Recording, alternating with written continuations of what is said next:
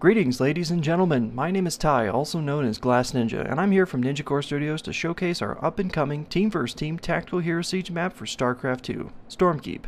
In this video, I'll be giving you a look at the custom UI as well as the talents and abilities page. Then we'll take a look at the first of 6 heroes, the Advanced Construction Mech, also known as the ACM. Because this is a hero-based map, we've completely reconstructed the UI to fit that of a more traditional RPG style. At the top right, you'll find the minimap, and instead of the giant block that used to dominate the bottom of the screen, we now have a very simple hotbar instead of stat bars to keep us informed on how our hero is doing. If we select another unit, you'll notice that a completely separate set of bars appears on the right side of the primary interface. Just like a standard RPG interface, we can now check the specifics of the unit without losing the stats of our own hero, so we can always keep a watchful eye on his stats. As an added bonus, since we have to have our hero targeted to give him commands, the target bar will also appear for any unit that our hero is currently attacking. Now, let's take a look at the abilities page. This is one of several pages that players will use to manage their hero. For this page specifically, we have the talent section at the top and the abilities at the bottom. We'll be putting aside the talents for now, but suffice to say that all heroes will have them. You'll notice that the abilities section is divided into 2 parts, the abilities themselves on the left and a set of orbs on the right. This is part of the random orb system set up for StormKeep. Each hero will have 8 unique skills and at max level be able to use 5 of them, but the player must use one of 8 randomly selected orbs, yes, I said randomly selected, to activate these skills. Depending on which orb you use, it will drastically change the functionality of the skill, but don't fret too much. There will be a limited number of rerolls that each player will be allowed to make to limit the chance that you end up with an undesired orb set. There are 3 types of orbs to be used to activate skills, and each type represents what kind of utility the ability will serve. First, there's the red volatile orb, which represents damage-based abilities. Second, we have the green fluid orb, which represents buffing and support-based abilities. And lastly, we have the purple void orb, which represents debuffing and crowd control-based abilities. As StormKeep calls upon teams of heroes to work together and build strong strategies, the orb system will allow them to have lots of possibilities to explore new builds and support their team. That being said, however, it is still random. Although how random the system will be is yet to be seen, we intend the randomization of orbs to add an element of chance to the game that will keep things interesting and require that good teams communicate their builds and come up with strategies that make the best of what they have. Before we get into the 8 orb abilities of the ACM, let's take a quick look at the base abilities necessary for all specs of the hero. The ACM is built around the use of powerful attack and support structures. This makes him great at point defense, but not particularly good when on the move. He also needs energy in order to construct his towers when defending a location. The ACM himself does not have a passive energy regeneration, instead he relies on a special tower called the Mass Converter. While the ACM is in range of the Mass Converter, energy is transferred from the tower to the ACM. The Mass Converter has a slow energy regeneration but gains large amounts of energy every time an enemy unit is killed nearby. This means that in order to gain large amounts of energy quickly, the ACM needs to be destroying targets.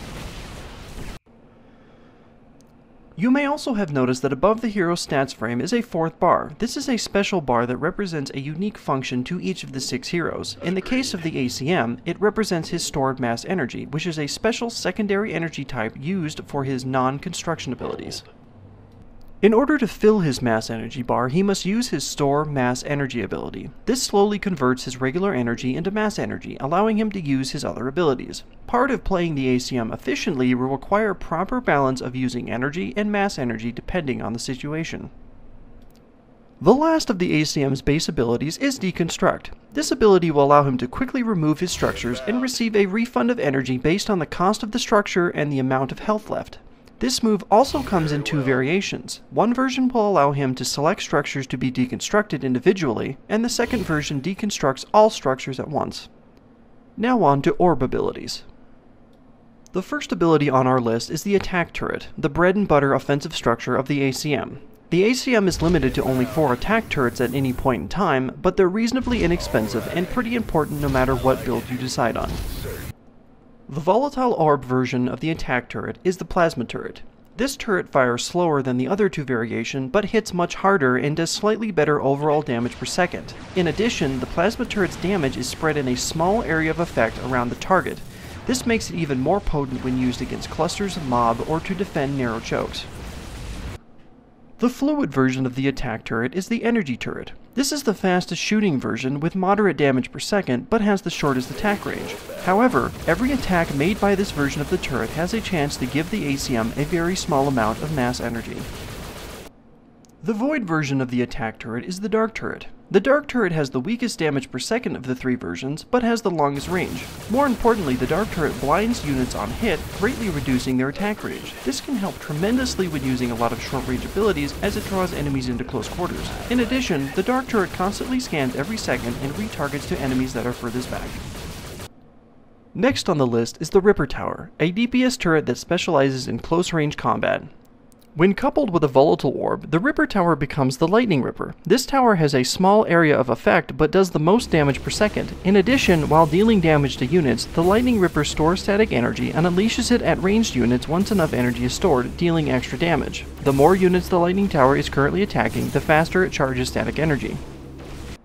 When applied with a fluid orb, the Ripper Tower becomes the Guardian Ripper. This version of the tower completely removes its attack. Instead, the tower gives the hero and his allies a buff that acts as an additional source of damage. Whenever an enemy unit attacks the buffed hero, a Ripper Blade launches from the hero and moves in the direction of the attacking unit. All units in the path of the Ripper Blade take damage.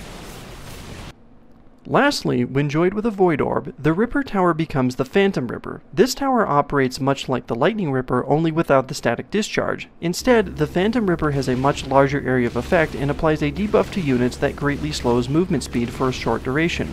In addition to that, the Phantom Ripper is also invulnerable, but deals very little damage.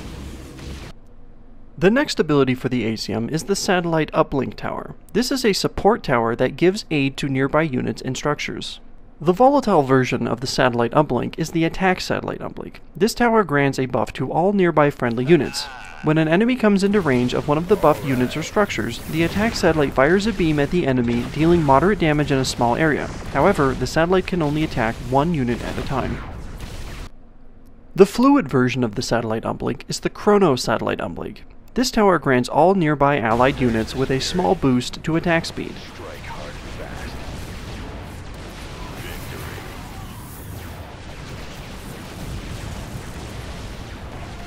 The Void version of the Satellite Uplink is the Doom Satellite Uplink. This tower gives a buff to all nearby allied units that grants a chance on attack to stun enemy units.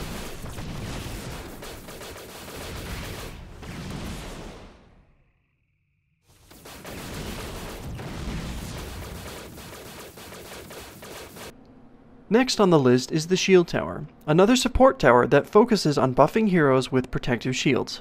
The volatile version of the Shield Tower is the Incineration Dome Tower. Rather than applying a direct shield buff to the hero, this tower creates a large dome around the hero when engaged in combat.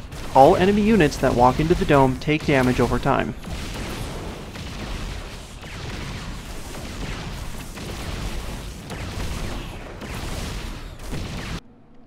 The fluid version of the Shield Tower is the Nano Repair Shield Tower. This tower directly buffs a nearby hero engaged in combat with a shield. While the shield is active, it reduces damage taken by 50% and heals the shielded hero. The shield lasts for 30 hits, then dissipates.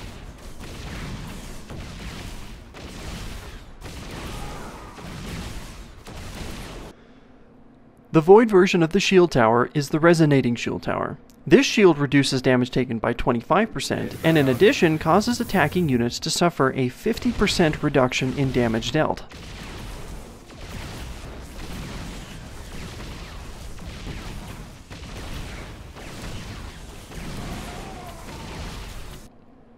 Now we come to the first of the ACM's mass energy-based abilities, the Beta Drone. This is a medium-duration invulnerable unit that provides support for the ACM when needed. When applied with a volatile orb, the Beta Drone becomes the Beta Blaster. The Beta Blaster is a stationary unit that hovers over the target area and damages enemies, dealing massive damage in a small area around the target point.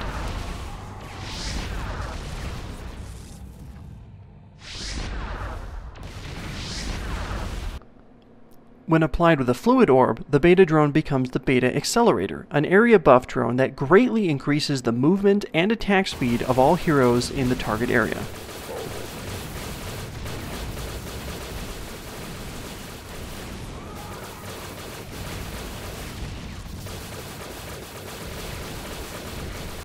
When applied with a Void Orb, the beta drone becomes the beta controller. Once the beta controller is launched at an area, it quickly scans for enemies and then copies the first 5 enemy units it finds. These 5 clones then rush forward and fight for the hero and his allies. Each clone only does a fraction of the damage of its counterpart, but has double the life. Once the drone runs out, all clones disappear with it. The next mass energy based ability for the ACM is his artillery shot. The artillery focuses on long range to either help, hinder, or destroy. The volatile version of artillery shot is artillery mode. This is a stance that the ACM can assume in which he loses the ability to use his other skills, but switches his weapon to a powerful long-range barrage. Using artillery mode, however, slowly drains current mass energy levels. Once the ACM runs out of mass energy, the artillery mode ends.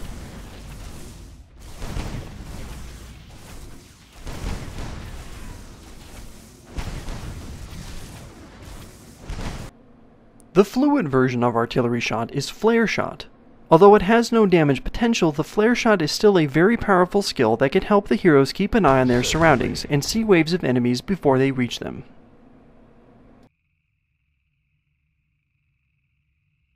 Aggressive. The void version of the artillery shot is smoke cover. This ability launches smoke grenades at the target location. Units inside the smoke cover have their sight reduced to 0 and become cloaked.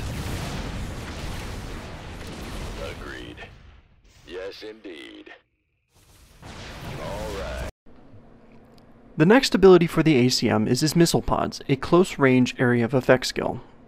The volatile version of the missile pods is Missile Rain. When fired, Missile Rain literally rains down missiles on foes, starting at the ACM and spreading forward towards the targeted direction in a wave pattern.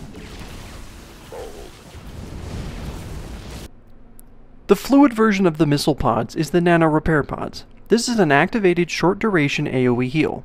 It cannot heal heroes, but instead used exclusively for supporting the ACM structures. The ability scans for damaged towers and sends heals appropriately, costing a small amount of mass energy per repair pod. Lastly, the void version of the missile pods is Sonic Rain. This is a point-blank area of effect skill that sends out missiles towards surrounding enemy units and stuns them on impact.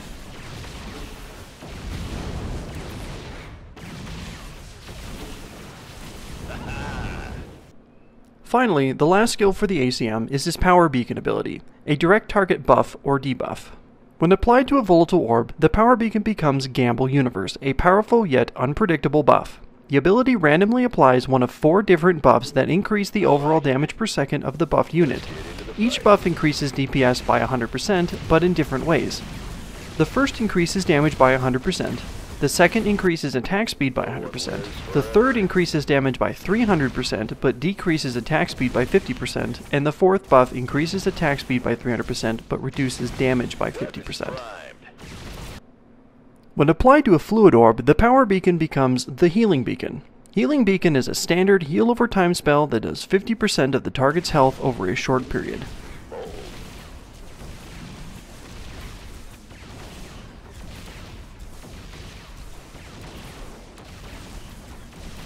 When applied to a Void Orb, the Power Beacon becomes the Time Prison, a single target debuff. Enemy units targeted by this ability are frozen in place and become invulnerable. This ability also has 3 charges, so it can be used all at once to form walls to impede enemy movement. I love a good raid. And that, ladies and gentlemen, is all we have for this installment. If you'd like to contact us with questions or concerns, or you'd just like to show some support, you can email us at ninjacorestudios@gmail.com, or you can find us at sc2mapster.com/teams/ninjacore-studios. Stay tuned for more updates and videos. I'm Glass Ninja. Thanks for watching.